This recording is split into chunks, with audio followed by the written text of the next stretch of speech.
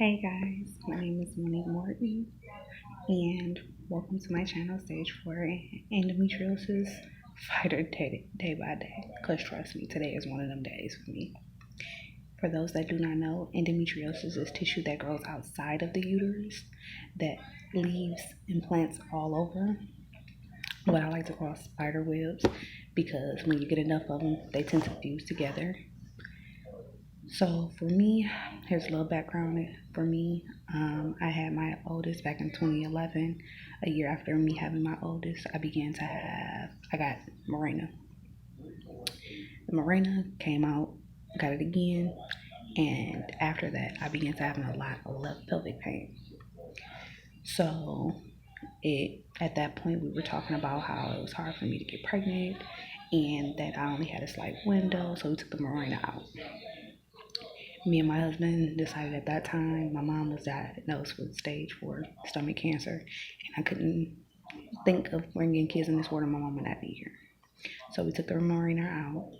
My left pelvic pain got worse, and she was like, well, looking at your results and stuff, if you were to get pregnant, you only have a small window to get pregnant in. So we tried. We didn't get pregnant, of course. So then we finally, after months and months of trying, we finally got pregnant. After I had her, I came to her constantly complaining still about left pelvic pain. So at that point, I was bleeding a lot due to the birth controls that I was on. So she went in to perform what was called an ablation, where they burn the lining of your cervix. And that's pretty much supposed to stop your periods. Nope, not this one. Didn't happen. Anyway, when she went in, she seen that I had endometriosis. Didn't know how to treat it. Didn't say anything about it. Nope. She let me keep coming to her, talking about my pelvic pain, and just giving me pain meds. Toradol, Tramadol, all of that.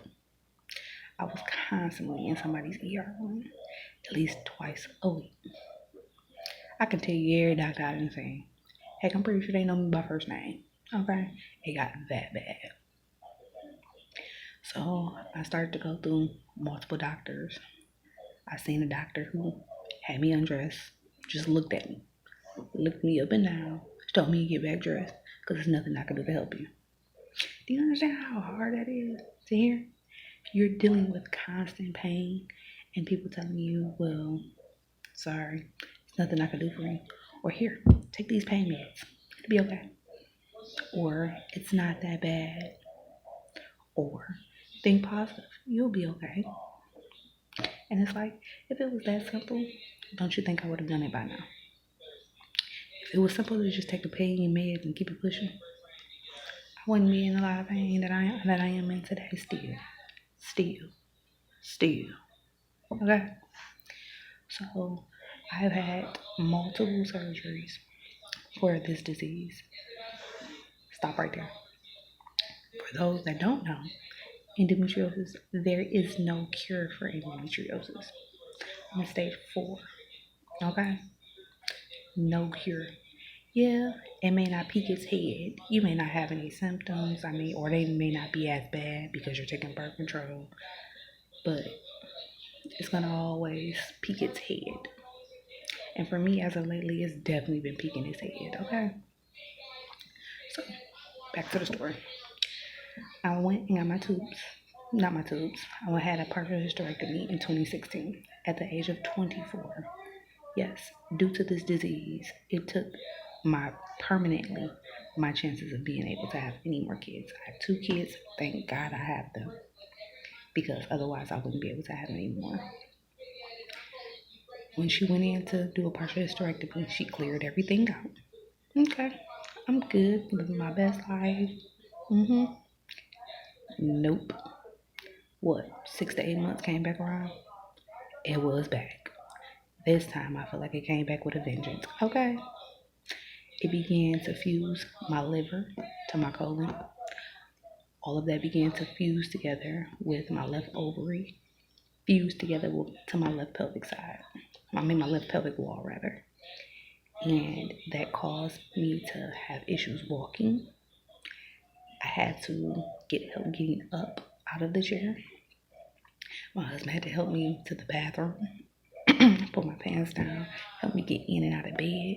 Like, do you not understand how hard that is to be early on in your marriage? I think at this point we were what, 2 years, 3 years, yeah, and into our marriage, and he's like my caregiver. Of course, I'm gonna think this isn't what he signed up for, and it definitely has been a journey. To put a number on it, to be exact, like I said, this will be my 14th surgery. I've had surgery back in January, and it seems as though things have came back again. And this time, I feel it on my right side. I only have one ovary left, and they told me if it came back, that they would have to take it.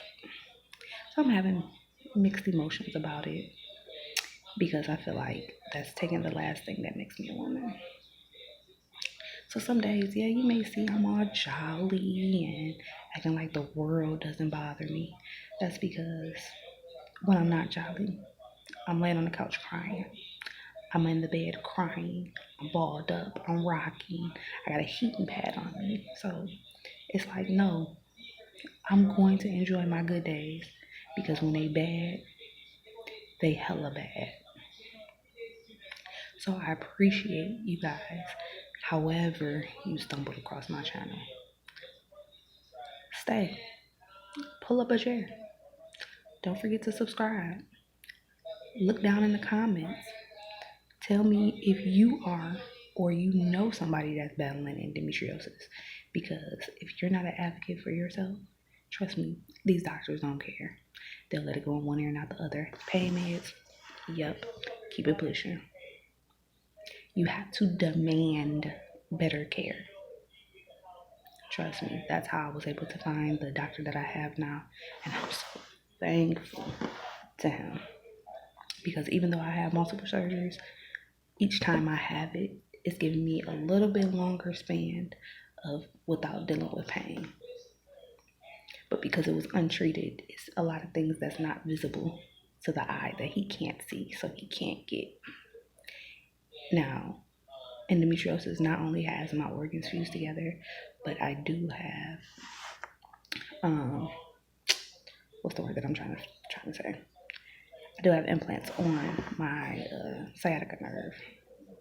That's kind of like what we're coming down to that conclusion, which is why it keeps coming back. I've known women that it has gone so far from their uterus all the way up their abdomen, and it has caused their lungs to collapse.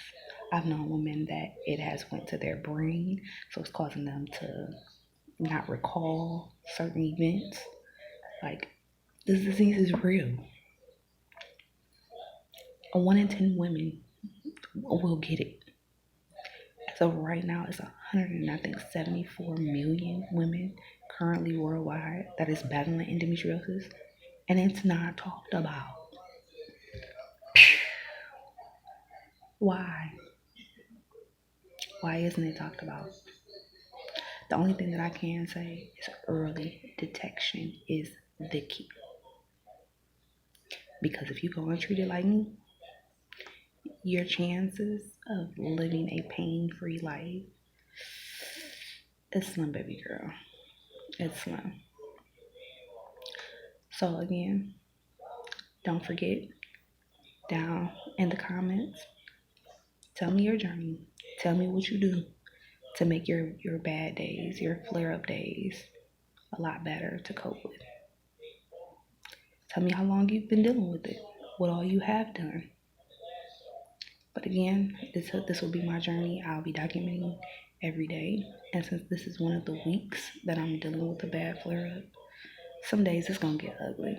I'm just letting you know now. But that's real. I'm not going to sell you a dream. It doesn't look glitz and glam. You're not going to always have a put-on face. So if I'm going to document my journey, I'm going to document it all. So you see all the nitty-gritty. So I hope that you'll join me. Don't forget to like, subscribe, share, and subscribe. Until the next one, guys, be safe and take advantage of your good days.